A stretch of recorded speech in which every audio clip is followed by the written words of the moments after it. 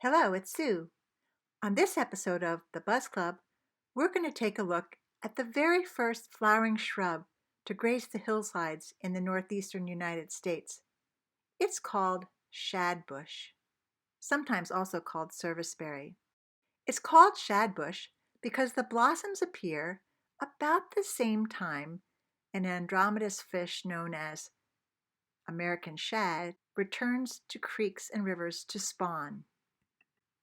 You'll notice several different pollinators are crawling around these shad flowers.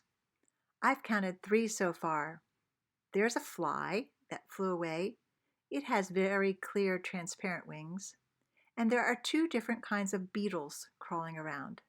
We'll see them again later. But taking a closer look at the flowers, they have 5 petals coming off the edge of what's called a floral cup. The floral cup represents the base of the sepals, the petals, and the stamens, all fused together, and is characteristic of the rose family. Here you see the leaves of the shadbush are elongated, sharply pointed, and have a serrated edge. Now let's take another look at those pollinators we saw earlier on the flowers. Here we see a beetle, all black on top with lighter undersides, crawling around this flower, is picking up the pollen and moving it from flower to flower. The other 2 beetles you see there mating aren't even bothered by the one on top crawling over them. Can you catch a glimpse of the 2 lower ones? They have black elytra.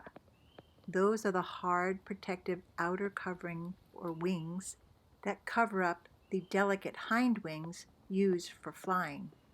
Can you see the shape of the antennae sticking off the head of the larger beetle? They have big round knobs at the end, and antennae are used for taste, smell, touch, and communication.